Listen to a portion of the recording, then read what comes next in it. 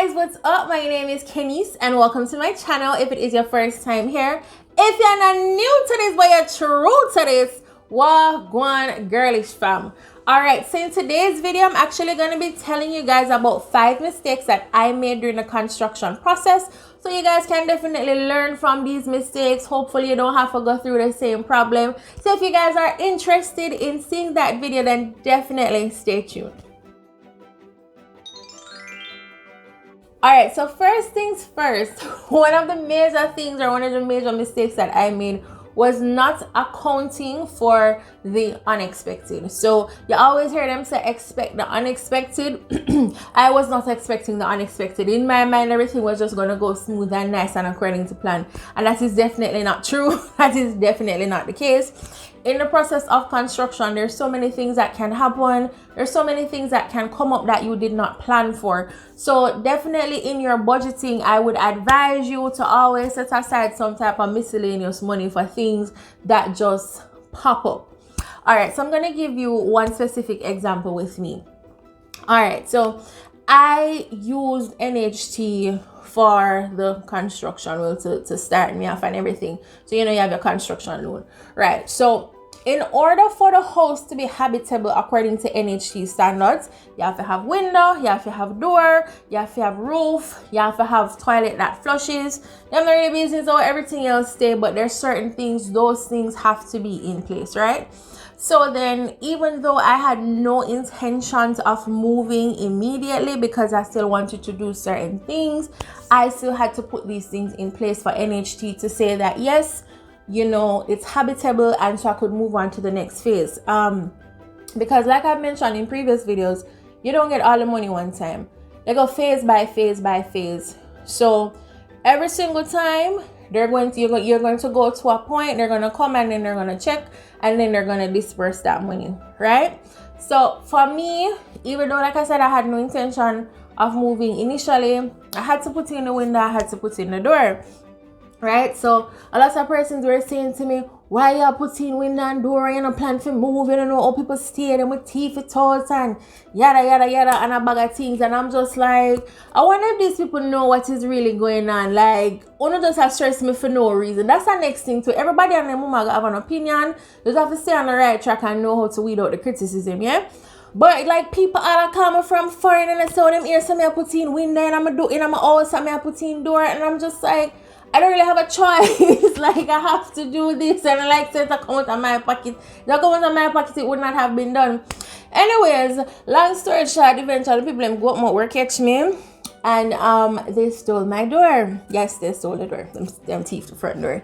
So the people that thief it was very, very slick, because what they did was they put a piece of plywood there so that when you pass, you're not going to immediately notice that the door is missing, because my daddy would pass the place daily and in past never noticed that the door is missing, because in your mind you just see something up there. So yeah, the people them thief the door. So I had to pay back for that out of pocket. No, there is insurance during the construction phase, and I could have they could have reimbursed me for that, but I did not report that the door was stolen. So it was just going to be one piece of long process they were explaining to me. So they just advised me that, you know, it's probably better you just pay for that door out of pocket. But I guess maybe if them be thief the window them, then would have to go through all of that. Like, thank God them only take the door, because them could have did move with the window and the toilet. They could have moved with so many things. But God is good. That was a bad experience, but still I am forever grateful. But I did feel away, because after my neighbor told me said about 2 o'clock in the morning, she said, man, I run across there like in a one empty land with door upon him head up. I met them, somebody couldn't do the man something when they see me move with my door. But anyway, you have to expect the unexpected. And what I realized to a lot of times, not just through my experience but friends as well, is like sometimes work man them build in them head, and then build with them things that go look good. Them not build up on the plan, you know. Them say them go pop style and fashion, and a lot of times they do these things and you are the one that has to pay to fix it, because where am I get money from? Yeah, so you always have to account for the unexpected. So always expect the unexpected. Things are not always going to go according to plan, so do me, I'm going to put some money aside for that. And next thing that I was not considering was, following up from that first topic, was security of the house, in the sense of NHT not really business about grill and NHT not really business about wall. Like all of them something that you're gonna have to fund those yourself. Like to put on grill and all of that, that is the least of their concern. Them could have care less. Unless you're gonna build up one little piece of matches box and I guess somebody gonna get the money for the grill. But yeah, my money did not extend to give me the grill. No, big up my contractor, because when they took my plan, because what they normally do, you go with the approved plan and they look at it and they see what section of the house you can build out, right? Because essentially this is supposed to be like a 3-bedroom, living, bathroom, dining, all these things. So obviously the little money with them like give me can't do all of that. So they take your plan, they sketch out a small section and say this is the section that you are going to be building with the money that you have. But I had a contractor that was able to kind of stretch it and give me a little bit more for my money, so props to him. But yeah, the grill never included in that. Wall, fencing, none of that is included in that money. So that is something that I had to take out of pocket. To grill my windows, let's see, like there's 2 big windows, 1 room, 4 windows in another room. And the thing is, my room has some very big windows, yeah? Like some semicircle. I'm gonna see if I can insert a picture, but my room has some really big windows, and that's how I wanted it, because at the top there's a semicircle, and I intentionally don't cover that, so that when I'm in my bed and I wake up in the mornings, like I can literally wake up and see the clouds outside, or I could see, you know, the trees, and it's just very, very calming. For me, that is just so calming. Like I really love to just wake up and just look through that little semicircle at the top. Anyways, I digress. Right, so my window them big, so I won't leave my money that for grill it up, plus the door. So I think it probably ended up being, I think to grill the windows was probably like $180,000. So yeah, them 3 very big windows, 3 big windows but not as big, plus 2 small windows. Yes, it's $180,000 plus the grill for the doors. So you know, these things add up, plus the fencing, like, you know, the back wall, front wall, things like that. So daddy had to definitely chip in and cover those. But yeah, those things can be very, very pricey. When you go to like look at the housing, like the housing schemes and whatever, even though they may have the grill, that is usually not included in the price. And if you want the grill, then that is an additional thing, right? Third thing, and I think you guys have heard me mention this before, is that I really wish I had done a little bit better where savings was concerned, and maybe even looking into investments so I could allow the money that I have to grow, so it would be a little bit less stressful. When you're building, the money goes fast.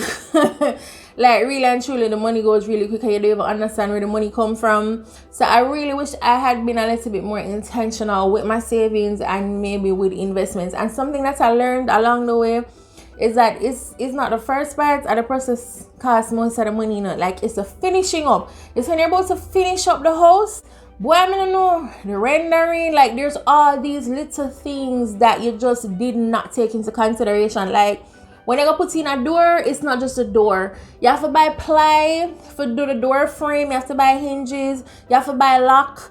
Me say then what? Me have to buy a nail. Me say if you put up one like a piece of door. Plus you have to pay the man for putting in the door. Like there's so many little things that I did not take into consideration. Like when you go put up face base and not just face base, so you have to buy this and that and. Me never remember how I sitting there when man did tell me to sit in the name. In this right up on paper, I got hard work. Honest to God, like there's so many things. Like the money in the last part of the project, like for smooth down the wall and for paint, and oh my God, like things are very, very pricey when it comes on to like the finishing up part of it. So me not even know what I'm when me get my nice grand big kitchen. No, cause I know all my taste there already. I have champagne taste and bag much. I don't know what I'm gonna go. But we leave it to Jesus. But that is something I probably won't be even then 16 in. But yeah, that is something that I learned along the way, and you know, with the process. And a lot of persons have mentioned in my previous videos if I had bought like the faucets and things like that beforehand and put them down. But no, I didn't do that, because you might find that initially you like something or you thought that this is what you wanted, and then when it's actually time to get to that phase of the project, Yes, I know, but this not gonna work with them. I have. You understand what I'm saying? So I never really wanted to do that. So even where kitchen stuff is concerned, like I haven't really, like when I do my actual kitchen, like I haven't really bought certain things because I know when that time comes, I'm gonna have to find things that match, and I don't really want to end up in any additional problem. But I mean, if it works for you, if you know say this you like and that you like, and your mind not gonna change, then I guess you can definitely go ahead and you know, set those things aside. All right, something else that I did not do that I really wish I did.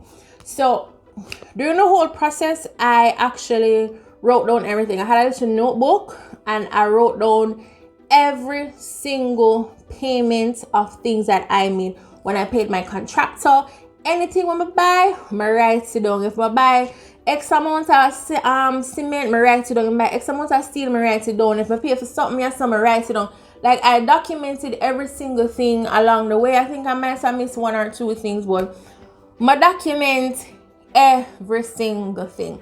Now every time I paid my contractor, I wrote it down as I paid the contractor, and I wrote down the amount that I paid the contractor. Now where I went wrong was that I should have either one, let him give me a receipt so that I can say that yeah, you see, right? So you gave it to me, or I should have written it down and had him sign it.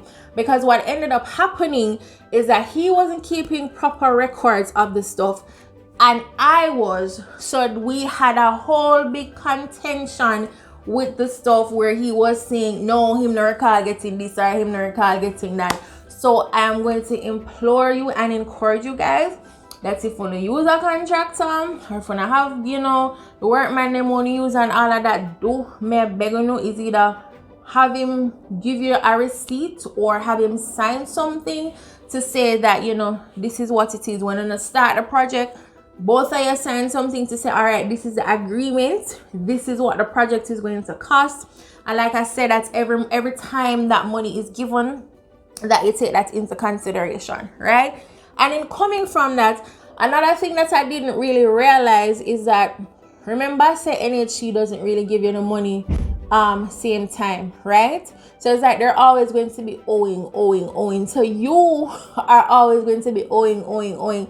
So like you try hope to God to have one contractor who understand how the NHT process work, but then it kind of rough to have people there work weekly and you know them not really getting the money for carry home weekly. So again, when I remember when I said earlier, you have to set aside for miscellaneous.